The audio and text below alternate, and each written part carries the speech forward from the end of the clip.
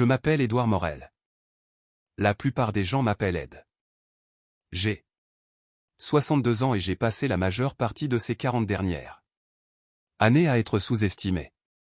J'ai cessé d'en être importuné aux alentours de mon 45e anniversaire. À 60 ans, j'avais appris à en être reconnaissant. Il y a une liberté particulière à être invisible pour les gens qui pensent que la richesse s'annonce par la coupe d'une veste ou le modèle d'une voiture. Je porte des vêtements de travail robustes le week-end. Je bois mon café noir et je l'achète à la station-service à 2 rues de chez moi. La même station où je m'arrête depuis 1987, quand le quartier n'était que des terrains vagues et que le propriétaire, un homme d'origine vietnamienne nommé M. Nguyen, m'avait fait crédit alors que j'avais 25 ans, 30 € en poche et un nouveau-né à la maison. Ce fils, c'est Damien. Mon Damien. Il a aujourd'hui 31 ans. Un ingénieur en génie civil qui conçoit des ponts. Et passe ses week-ends à faire du bénévolat dans un programme de mentorat pour les jeunes dans les quartiers nord de la ville. Sa mère, ma femme Catherine, est décédée d'un cancer des ovaires il y a 8 ans. Elle n'a jamais pu le voir devenir l'homme qu'elle avait toujours su qu'il serait. Pas un jour ne passe sans que j'y pense. Quand Damien m'a appelé un jeudi soir en novembre dernier pour me dire qu'il avait demandé sa petite amie en mariage après 2 ans de relation et qu'elle avait dit oui, je me suis assis à la table de la cuisine. J'ai pleuré pendant 10 minutes.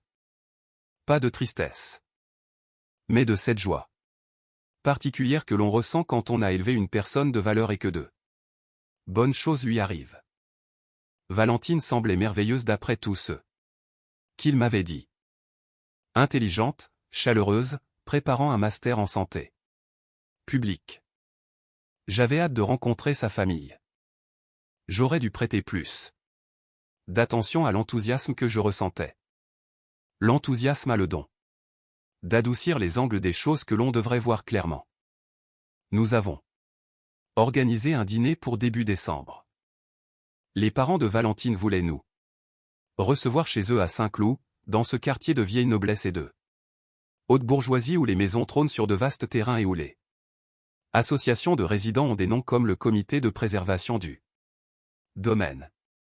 J'ai dit à Damien que je serais là et de me prévenir s'il avait besoin de quoi que ce soit. Il m'a répondu, viens comme tu es, papa. Alors, c'est ce que j'ai fait. J'ai mis ma belle chemise à carreaux en coton épais, la bleue marine que Catherine m'avait offerte pour Noël en 2014. J'ai pris mon utilitaire. Je n'ai pas hésité une seconde sur ces décisions. La maison des Saint-Hubert était exactement ce à quoi je m'attendais. Une demeure de mètres de 400 mètres carrés avec un garage triple et une allée circulaire. Valentine nous a accueillis à la porte et je l'ai tout de suite aimée. Elle avait ce genre de regard franc et la poignée de main de quelqu'un de sincère. Elle a serré Damien dans ses bras comme si elle ne l'avait pas vu depuis des semaines, alors que je savais qu'ils avaient déjeuné ensemble l'après-midi même. J'en ai pris note. Les petits détails disent tout. Sa mère, Marguerite, est apparue dans le couloir. C'était une femme élancée, avec la posture rigide de quelqu'un qui a passé sa vie dans des galas de charité et qui en est parfaitement consciente. Elle m'a souri de la façon dont les gens sourient à leur pressigne, poli, efficace, mais déjà occupé par autre chose. Monsieur Morel, a-t-elle dit. On nous a tant parlé de vous. En bien, j'espère. Ai-je répondu. Elle a incliné la tête d'une manière qui n'était pas tout à fait un acquiescement. Son mari, Richard de Saint-Hubert, et oui, il insistait sur la particule, est sorti de ce que j'apprendrai plus tard être son bureau. Richard avait mon âge, à 1 an près, avec des cheveux argentés coiffés en arrière et le bronzage d'un homme qui joue au golf 3 fois par semaine d'avril à octobre. Il m'a serré la main avec cette poigne spécifique de celui à qui on a dit qu'une poignée de main ferme était importante et qui s'est exercée, sans jamais vraiment comprendre pourquoi. Il m'a jaugé d'un regard. J'ai vu le calcul s'opérer. Derrière ses yeux, rapide et inconscient comme ces choses-là le sont toujours. La chemise de travail, les mains calleuses, l'utilitaire visible par la fenêtre. De devant. Alors, dit-il, Valentine nous a dit que vous étiez dans les métiers du bâtiment. J'ai souri. J'ai fait ma part de travail manuel au fil des ans. La plomberie, n'est-ce pas? Entre autres choses. Il a hoché la tête avec l'approbation lente d'un homme convenant que, oui, la plomberie est une profession tout à fait respectable pour les autres. Un bon métier, honnête. A-t-il dit sur le ton réservé aux choses que l'on respecte en théorie mais que l'on ne ferait jamais en pratique. Nous nous sommes assis pour dîner. La nourriture était excellente. Marguerite était une cuisinière véritablement douée. Et je le lui ai dit, son sourire en réponse fut le premier sourire sincère que je vis chez elle. Son fils, Charles-Henri, est arrivé avec 20 minutes de retard sans présenter d'excuses. Il avait 28 ans, travaillait dans la finance et dégageait cette énergie particulière de ceux à qui on n'a jamais dit non, avec conviction. Il s'est assis, m'a regardé à travers la table et a dit, alors, c'est vous le célèbre monsieur Morel. Je n'ignorais que j'étais célèbre, ai-je dit. Valentine parle tout le temps du père de Damien. Elle dit que vous avez pratiquement construit la moitié de la ville de vos propres mains. Il a dit cela avec un sourire qui donnait l'impression d'une plaisanterie qu'il n'avait pas encore tout à fait lancée. Je me suis occupé, ai-je répondu. La conversation du dîner a évolué comme ses premiers repas le font, prudemment, chacun jouant sa meilleure version de lui-même. Richard a interrogé Damien sur son travail et l'a écouté avec l'expression d'un homme qui attend son tour pour parler. Marguerite m'a posé des questions polies. Sur mon lieu de résidence, depuis combien de temps j'étais en ville, si je comptais prendre bientôt ma retraite. J'ai répondu honnêtement. J'habite rue des Artisans, dans la même maison depuis 34 ans. J'ai passé toute ma vie active ici. Prendre ma retraite, ai-je ajouté. Je ne suis pas sûr de savoir comment on fait ça. Richard a gloussé. Eh bien, à un moment donné, les genoux lâchent et le choix est fait pour vous. Je trouve que le travail me garde jeune, ai-je dit. Quel genre de travail faites-vous encore, a demandé Charles-Henri. Et c'était là, ce léger mouvement vers l'avant, cet amusement à peine dissimulé, le piège. De la gestion immobilière, surtout, ai-je dit. Des acquisitions. Un peu de promotion. Ah, comme de la rénovation de maisons pour les revendre, a dit Charles-Henri. Quelque chose comme ça, ai-je répondu en laissant couler. Après le dîner, Richard a versé du cognac dans son bureau et m'a invité à entrer pendant que les autres restaient au salon.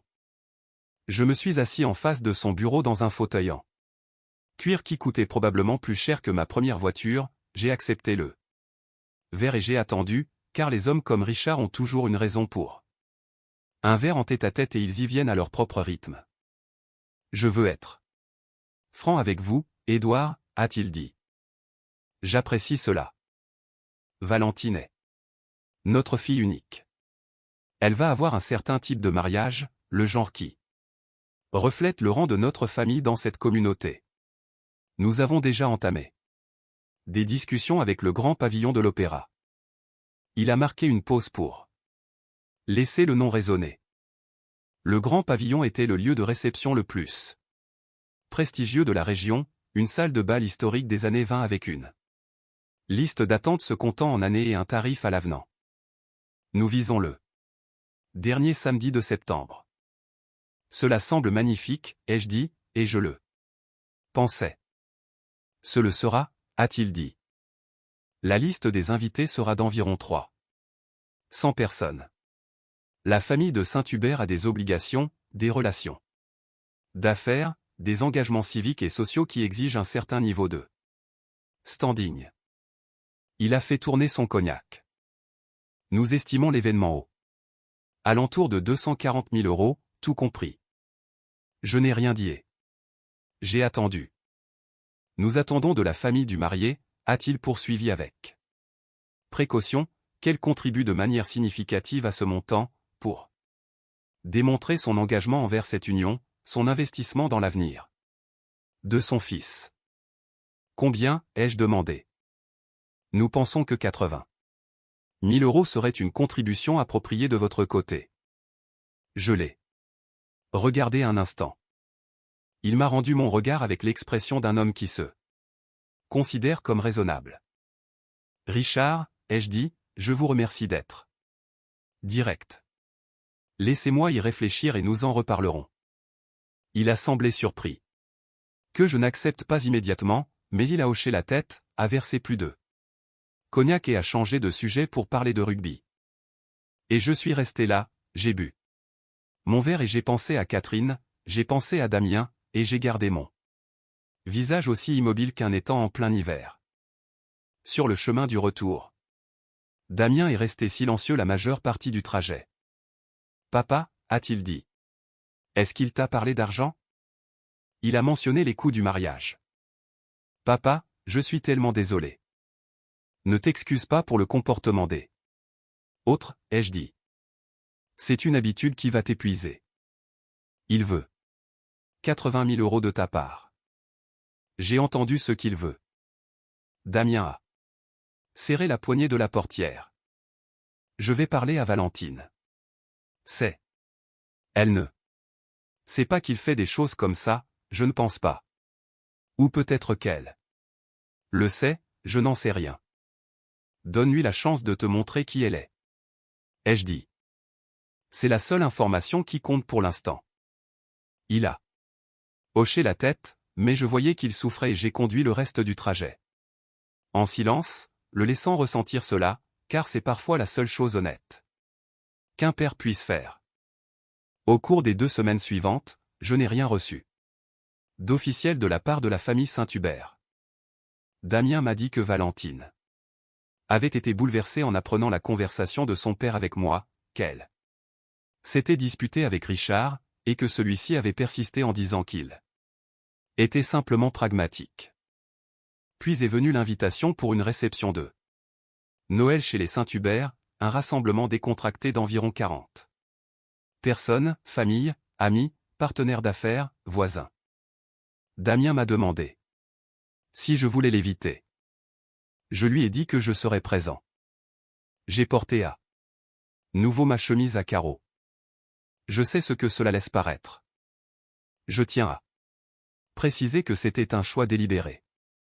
La maison était remplie exactement du genre de personnes auxquelles on s'attend dans ce quartier à cette saison. Des professionnels prospères d'une 50aine ou 60aine d'années, à l'aise avec l'argent, familiers les uns avec les autres, parlant le dialecte particulier de ceux qui n'ont jamais eu à se demander d'où viendrait le prochain repas. Je n'en éprouve aucune amertume. J'ai grandi sans rien et j'ai bâti ce que j'ai bâti, et je ne porte aucune colère quant à mes débuts. Ce que je ne tolère pas, et ce que je n'ai jamais toléré, c'est l'hypothèse que l'absence de richesse apparente signifie une moindre valeur humaine. Richard m'a présenté à ses partenaires d'affaires avec ces mots, voici le père de Damien. Il est dans le bâtiment. Pas Ed, pas Monsieur Morel. Le père de Damien, dans le bâtiment. J'ai serré des mains, j'ai souri et je n'ai rien dit pour le corriger. Charles-Henri m'a trouvé près du buffet 1 heure après le début de la soirée. Il buvait depuis mon arrivée, je pouvais le dire, et l'alcool l'avait rendu plus désinhibé de cette façon propre à certains jeunes hommes, pas joyeux, mais arrogants. Le frein interne s'était juste assez relâché pour qu'ils disent ce qu'ils ne font normalement que penser. Alors, Ed, dit-il, s'appuyant contre le bar avec l'aisance de celui qui est chez lui, ce qu'il était. Techniquement, vous pensez vraiment que Damien peut offrir à Valentine la vie à laquelle elle est habituée avec un salaire d'ingénieur? Damien est une personne remarquable, ai-je dit. Je pense que Valentine le sait. Bien sûr, bien sûr. Mais Valentine est allée à Courchevel tous les hivers. Elle passe ses étés à Saint-Tropez. La vie qu'elle a, il a fait un geste large vert. La pièce, cela demande un vrai capital. Vous comprenez ce que je veux dire? Je comprends ce que vous dites, ai-je répondu. Mon père essaie juste de la protéger. Vous comprenez. Il a besoin de savoir que le côté moral est sérieux. Comment mesurez-vous le sérieux, ai-je demandé. Il a souri. Eh bien, les 80 000 seraient un début. Je l'ai regardé pendant un long moment. Il était jeune, il n'avait jamais rien construit de sa vie et il me disait, dans le salon de ses parents, devant une pièce pleine de monde, que mon fils n'était pas assez bien sans un chèque d'accompagnement. J'ai pensé à Damien. À 3 ans sur mes épaules lors d'un défilé du 14 juillet, riant si fort devant les camions de pompiers qu'il faillit tomber. J'ai pensé à Damien à 16 ans. Assis avec sa mère à l'hôpital, lui tenant la main et ne pleurant pas jusqu'à ce qu'il pense que personne ne puisse le voir. J'ai pensé à chaque heure supplémentaire, à chaque vacances annulées et à chaque décision que j'avais prise. Discrètement et sans me plaindre pour que mon fils ait toutes les portes ouvertes devant lui. Et puis j'ai pensé à un document particulier dans les dossiers de mon bureau, daté d'il y a 11 ans, avec l'adresse d'un bâtiment que je connaissais très bien. J'apprécie votre franchise, ai-je dit à Charles-Henri, et je me suis éloigné. À l'autre bout de la pièce, j'ai trouvé Valentine. Elle discutait avec une femme plus âgée, sans doute une voisine, et quand elle m'a vu, elle s'est excusée et s'est approchée avec le regard de quelqu'un qui attendait l'occasion de s'excuser. Monsieur Morel, a-t-elle dit, j'ai besoin que vous sachiez que je ne suis pas que ce que mon père vous a dit ne vient pas de moi. Et quoi que Charles-Henri ait pu dire ce soir. Valentine, ai-je dit, qu'est-ce que vous voulez, vous? Elle a cligné des yeux. Pardon? Pas ce que votre famille veut. Pas ce qu'ils attendent. Qu'est-ce que vous voulez, vous? Elle est restée silencieuse un moment. Puis, elle a dit, je veux épouser Damien. Et je veux que ce soit vrai, pas une mise en scène pour 300 personnes que je connais à peine. Elle marqua une pause. J'ai déjà dit à mon père que je préférerais un mariage intime. Qu'a-t-il répondu à cela? Il a dit que ce serait une honte pour la famille. Et qu'avez-vous dit? Un petit sourire prudent apparut sur ses lèvres.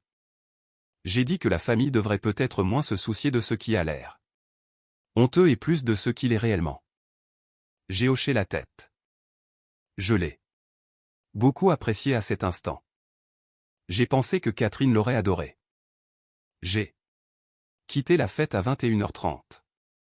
En sortant, Richard m'a arrêté près de la porte d'entrée. Il avait un verre de vin à la main et l'aisance travaillée d'un homme qui s'apprête à dire quelque chose qu'il a planifié. Ed, dit-il. En baissant la voix, j'espère que vous avez eu le temps de réfléchir à notre conversation. Je l'ai fait, ai-je dit. Et alors? Je vous donnerai une réponse à la nouvelle année, ai-je dit, après les fêtes. Il m'a étudié du regard. Je tiens à préciser que la réservation de la salle doit être confirmée à la mi-janvier. Si les familles ne parviennent pas à un accord, nous devrons peut-être revoir il s'interrompit, toute la situation. Je comprends, ai-je dit. Joyeuse fête, Richard. Je suis rentré chez moi. Je suis allé dans mon bureau, une pièce de ma maison que la plupart des visiteurs prenaient probablement pour une simple chambre d'amis avec un bureau. J'ai ouvert le tiroir des archives et j'ai sorti le dossier étiqueté portefeuille commercial, patrimoine urbain. J'ai trouvé ce que je cherchais, le grand pavillon de l'Opéra, 1140 boulevard des Arts, acquis par le groupe Immobilier Morel en octobre 2013. Locataire actuel, Saint-Hubert et Associés. Événementiel, opérant sous un bail commercial qui avait été renouvelé 2 fois et qui devait expirer le 31 mars de l'année à venir. J'ai posé le dossier sur mon bureau et je l'ai regardé pendant un long moment. Puis j'ai appelé mon avocate, une femme nommée Béatrice, qui gérait mes affaires depuis 20 ans et qui avait la qualité particulière d'être impossible à choquer. Béa, ai-je dit, j'ai besoin que tu sortes le dossier du grand pavillon et que tu me dises exactement où nous en sommes sur le bail de Saint-Hubert. Elle m'a rappelé le lendemain matin. La fenêtre de renouvellement standard s'ouvre le 15 janvier. A-t-elle dit. Ils doivent donner un préavis écrit d'intention de renouveler avant le 1er février, sinon le bail prend fin selon ses propres termes. Tu ne leur as pas encore envoyé d'offre de renouvellement. C'est inhabituel d'ailleurs, nous l'envoyons normalement en novembre. Je sais, ai-je dit. J'ai été occupé. Un court silence s'ensuivit. Béatrice me connaît. Depuis longtemps. Ed, dit-elle, tout va bien? Tout va bien, ai-je répondu. Contente-toi de ne rien envoyer pour l'instant. Je te dirai quand agir. Elle a marqué une nouvelle pause. Compris, a-t-elle dit sans rien demander de plus, ce qui est l'une des nombreuses raisons pour lesquelles je travaille avec elle depuis 20 ans. Janvier est arrivé. Damien m'a appelé le 4. Pour me dire que Richard lui avait envoyé une lettre formelle, une véritable lettre imprimée sur du papier à en-tête de la famille Saint-Hubert. Détaillant les attentes financières pour la contribution au mariage et indiquant que si ces attentes n'étaient pas satisfaites avant le 20 janvier, la famille réévaluerait le bien fondé des fiançailles. Il me l'a lu au téléphone. J'ai écouté jusqu'au bout. Damien, ai-je dit quand il eut fini, je veux que tu fasses quelque chose pour moi. Quoi? Appelle Valentine. Pas son père. Valentine. Demande-lui ce qu'elle veut faire, et quoi qu'elle dise, soutiens-la. Peux-tu faire ça? Oui, dit-il. Bien sûr. Et Damien, ne t'inquiète pas pour l'argent. Papa, je ne veux pas que tu. Fais-moi confiance, ai-je dit. Ne t'inquiète pas pour l'argent. Il a rappelé le soir même. Valentine avait dit qu'elle en avait fini avec les conditions de son père. Elle avait déjà commencé à parler avec Damien d'une petite cérémonie, uniquement la famille proche, dans un endroit significatif plutôt que coûteux. Elle l'avait dit à Richard lors du dîner. Cela s'était très mal passé. Le lendemain matin, j'ai appelé Béatrice. Envoie un avis à Saint-Hubert et associés, ai-je dit. Nous ne renouvellerons pas le bail du grand pavillon. Période de sortie standard. De 90 jours selon les termes du contrat. Une autre pause. Tu es sûr? Je suis sûr. Et Béa, prépare une lettre pour accompagner l'avis. Formelle? Professionnelle. Ma signature, en tête du groupe immobilier Morel. 2 jours plus tard, j'ai reçu un appel d'un numéro que je ne connaissais pas. J'ai décroché. Est-ce bien Édouard Morel? La voix d'un homme, tendue par quelque chose. Lui-même. C'est Richard de Saint-Hubert. Un silence s'installa, assez long pour que je comprenne qu'il avait hésité avant de composer ce numéro. Je viens de recevoir un avis de non-renouvellement du groupe immobilier Morel concernant notre salle du boulevard des Arts. Je sais, ai-je dit. Un autre silence. Je ne suis pas certain de comprendre le lien entre le groupe immobilier Morel et ma société, ai-je dit. Elle l'est depuis environ 25 ans. Nous avons acquis le bâtiment du Grand Pavillon en 2013. Votre entreprise d'événementiel est notre locataire depuis 11 ans. Le silence, cette fois, était différent. Il avait une texture, la qualité spécifique de quelqu'un qui réorganise tout ce qu'il pensait savoir. Je n'étais pas au courant. Non, ai-je dit, vous ne l'étiez pas. Monsieur Morel. Sa voix avait changé. Pas humble exactement, l'humilité.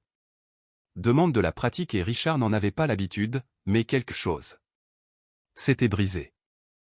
Quelque chose de structurel avait été retiré. Je pense qu'il y a eu un malentendu entre nos familles. Richard, ai-je dit, je veux vous dire quelque chose et j'ai besoin que vous m'écoutiez attentivement. Il ne dit rien, ce que je prie pour un consentement. Je n'ai pas mis fin à votre bail. Parce que vous m'avez demandé de l'argent. Je veux être très clair là-dessus. Vous pouvez me demander de l'argent. Vous pouvez me demander ce que vous voulez. Ce que vous avez demandé, je ne le fournirai pas, mais vous avez le droit de demander.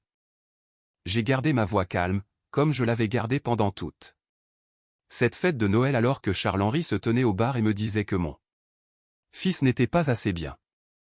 J'ai pris cette décision parce qu'au cours de ces 2 derniers mois, votre famille a clairement montré, chez vous, à votre table, devant vos amis et voisins, que mon fils n'est pas assez bien pour votre fille à cause de nos origines et de ce que vous avez supposé de notre façon de vivre.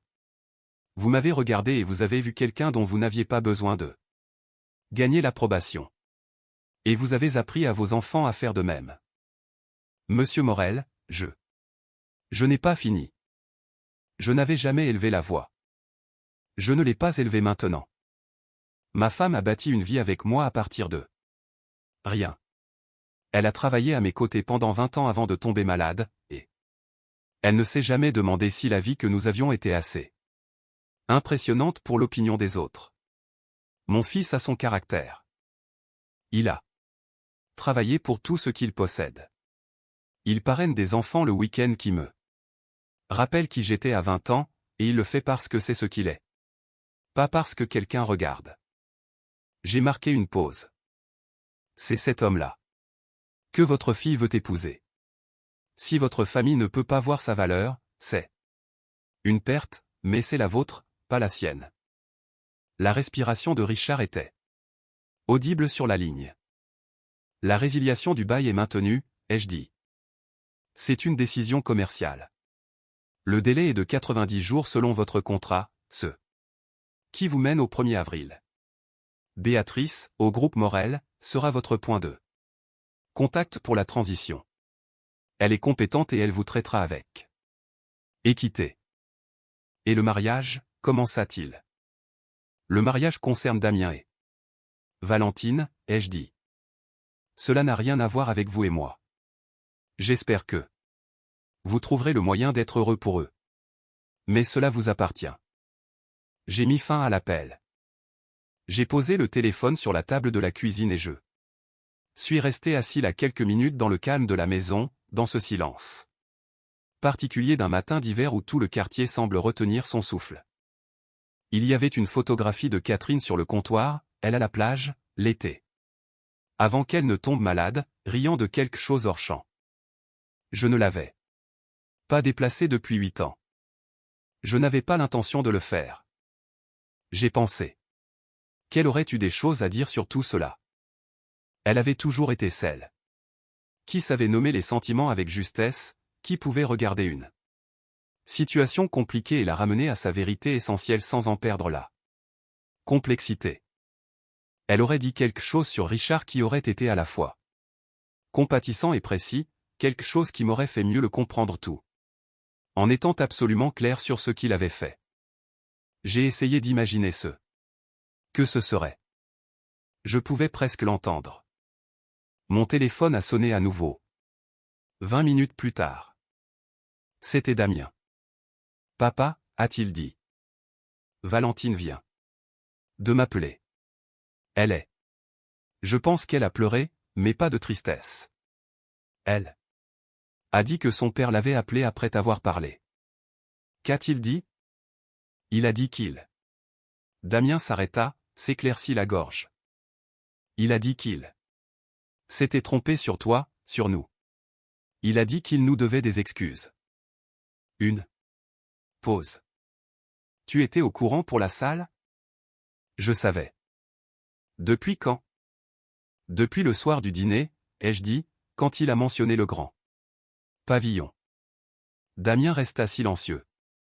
Quand il reprit la parole, sa voix était prudente, cherchant ses mots. Tu n'as rien dit. Je voulais voir qui chacun allait être, ai-je dit. Je voulais donner à tout le monde l'espace nécessaire pour faire ses choix librement. C'est tout ce que j'ai jamais voulu. Papa, il s'arrêta, puis reprit. Maman aurait. Je sais, ai-je dit. Je sais ce qu'elle aurait fait. Nous sommes restés au téléphone pendant un moment sans dire grand-chose, de cette façon qu'on a avec quelqu'un qu'on connaît depuis 31 ans et qu'on a aimé chaque seconde. Le mariage a eu lieu fin septembre, comme prévu initialement, mais pas au grand pavillon. Damien et Valentine ont choisi une petite bergerie restaurée à environ 40 minutes de la ville, appartenant à un vieil ami à moi qui a accepté de les recevoir en guise de cadeau de mariage.